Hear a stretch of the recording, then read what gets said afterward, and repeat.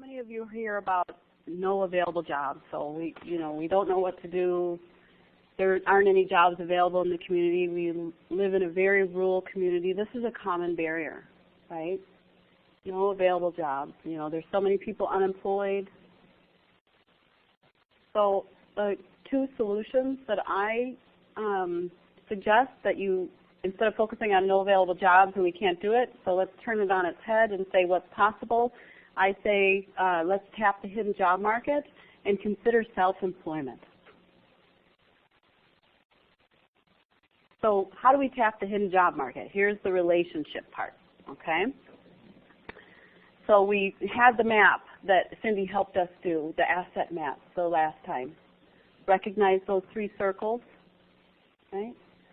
So what if we were to put names to those groups and people, or groups and places that we wrote down on that map? If we started putting names in those three quadrants, okay? That way we would start to see who we're connected with, actual people, right? And let's think about Mitch. Mitch is a 17-year-old guy who is very social and is looking for his first job.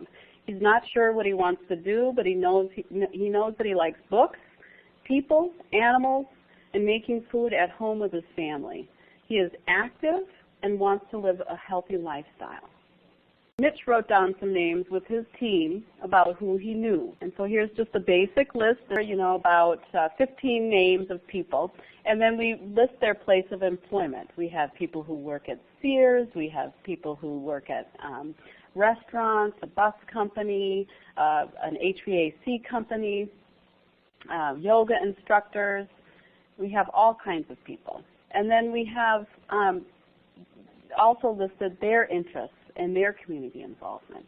Okay, so we take an inventory here.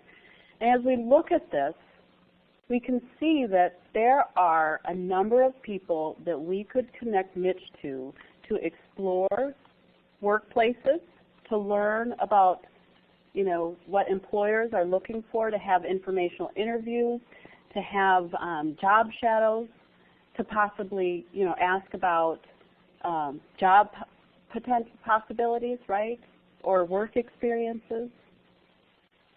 We also see that there are ways that we could connect him to doing more things in the community that he enjoys on the weekends and in the evenings, so that he can further expand his network of people that he knows, because it is through who we know more often that we find our jobs. So if more people know Mitch and he's involved more and contributing more to his community, and he's letting people know that he's looking for his very first job, you could probably bet that some of these people would say, hey, guess what? They'd start looking out for Mitch, and they would start finding out if there was something out there for Mitch, because they'd get to know him and they'd be his ally that way in his job search. So there are two ways that people work in the community. There are getting a job, working for someone else, and then there's creating your own opportunity through self-employment. Okay. Now, some people may be thinking, when it comes to people with significant disabilities, is self-employment really a possibility? Absolutely. So about 10 years ago, I worked in Dane County to launch a pilot project with DVR and the Dane County Human Services to help people who did not fit the mold of traditional employment, help them develop micro-enterprises and supported self-employment opportunities. And we were very successful. And did it take a village? Yes. Sometimes it did. Cindy's laughing because she was involved with me on that. Yes, a couple of villages. Yes, but it works. It doesn't work for everybody, but it works. It's a way to help people, develop their own employment opportunities. And in many parts of Wisconsin, self-employment is a way of life. In rural communities, it is almost the only way that people can generate income. There are towns in northern Wisconsin where more than half of the people are self-employed. Okay? So starting a small business might be the way to go. And there are different approaches to self-employment planning, just like there are different approaches to finding a job. And we know that there are certain approaches that work better for people with more significant disabilities. We know that customized employment is a good practice. Tapping the hidden job market is a good practice when it comes to people with helping people with significant disabilities connect to the workplace. And same with self-employment planning. We know that a more customized approach to self-employment planning is the way to do that, a more of a micro-enterprise approach that focuses on the person and their skills and strengths and interests rather than market-driven opportunities. It is possible to create niche businesses around people based on what they love to do and what they're good at. So this Venn diagram I offer up as a tool to get teams thinking, as a brainstorming technique. I often take it into meetings when I'm meeting with a team for a very first time who has allowed me to come in. Sure, why not? Yeah, I guess we can think about employment. You know what I mean? Like, let's see if she has the answer. You know what I mean? And I'll say, okay, well, let's think about themes instead of jobs, because we all have limited notions about what jobs exist in our communities. Okay, it's based on what we've done or what our family members have done. So we have maybe a dozen, 20 job descriptions in our heads that we can kind of call up and say, can you do this, this, this, this, this, this? Nope, nope, nope, nope, nope, right? Well, we got to pull ourselves out of that thinking. And we have to start thinking about themes, not jobs, okay? So going back to that interest, personal attributes, and environment. So I offer these things up. They all follow the same theme. Are you starting to get it? They're just different tools and different ways of looking at it or, considering it. So this Venn diagram, you can have a brainstorm with a team about, okay, what are some of the skills, education experiences, because that's where we generally first start to think, right? Then we start thinking about personality, environments, and people that the person likes to be around, okay, or within, and their own personality. Then their dreams and their talents and their interests. And if we write these down visually, I can tell you that team members will start to say, what about that? What about that? And it gets us out of the box of these typical jobs. Let me just give you an example about a woman who liked arts and crafts, okay? And so we just decided, after having some initial discussions, we decided pottery, because that's what she really loved. So let's look at some sort of vocational future in pottery. Simple as that. Okay, we got our hat, our thing to hang our hat on. Okay, we're going to start the exploration process. So we had some conversations with the team about the community and about her and what she'd like to do and what the possibilities are, and then we mapped out a 3-month plan. So what our plan was, she was going to visit local arts and crafts shops in the area. Staff would spend time observing her and doing some of this, ideal conditions and skills inventory, and then talk to her about her likes and dislikes. They would spend some time looking on the internet at pottery businesses. The internet is a great place just to start, I never thought about that, or what do you think about this, that kind of thing. They were going to visit the local farmers markets, craft sales, and start having conversations with the craft vendors. And, so how do you make your stuff? What's it like to sell here? How much do you sell? The pros and cons of it all. And then they were going to have her visit a local pottery studio and have an informational interview with the owner there, who was also a potter. And then start taking some community classes. There's got to be some pottery classes around, right? Because this was something she had done years ago and she loved it and wanted to do it more. So does this mean that she would pursue pottery as a vocation? Maybe not. Would she start a business? Maybe not. Okay. Maybe. But we're exploring. We're having experiences.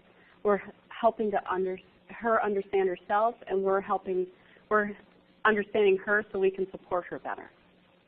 Okay.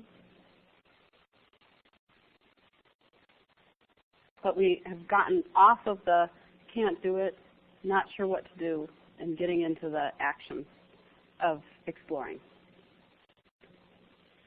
So overcoming fear of losing benefits, that's a big barrier, right? It's a huge barrier. So what I say is that everyone who is engaged in employment planning should be connected to a work incentive benefits specialist. There are work incentive benefits specialists all over the state of Wisconsin. And you can find one by going to the website that's on the slide here. And don't worry about writing that down. All of these resources will be up online. But a work incentive benefits specialist will help someone who receives SSI or SSDI understand how to work and keep the benefits they need. Because there are lots of provisions in place that help people keep the benefits they need while they're working. Okay? Some of them are student earned income exclusion. This is a provision that allows an SSI recipient who is between the age of 18 and 22 and in an educational or transition program, okay, to earn, let's see, what is it, $1,730 a month on up to a yearly maximum of $6,960 before those earnings affect the SSI check. So that's just one of the provisions. There are also others, like 1619B, which is a way to, once you zero out your check, SSI check from earnings, and you're worried about your Medicaid, well, you automatically go on something called 1619B, even if you zero out your SSI check from earnings. And you can stay on 1619B until you get your Medicaid until you make like $32,000 a year. So you don't have to write all that down and remember it. What you have to do is remember to work with a work incentives benefits specialist.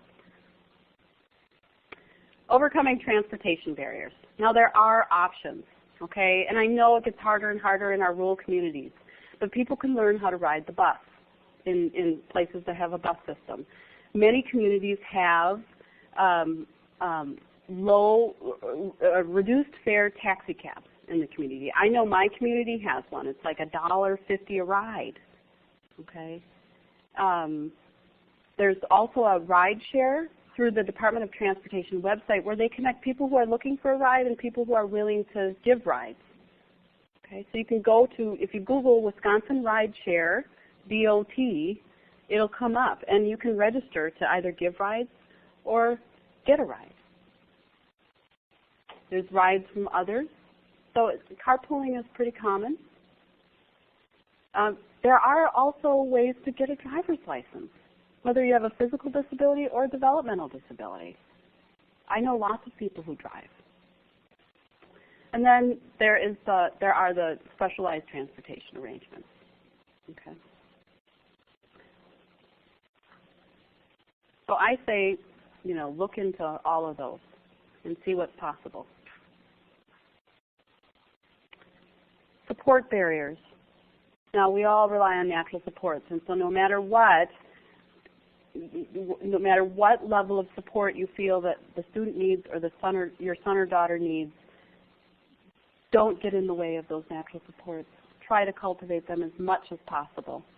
There are also assistive technology devices, the low-tech and high-tech that people can use to be supported on the job. There's some really creative assistive technology solutions out there. Okay, and I've seen schools doing a really great job, helping students master iPod touches and iPads in order to pull up a video that shows them how to do something, to perform a work task or reminders, and then, then they can go about doing that instead of having the physical presence of a job coach.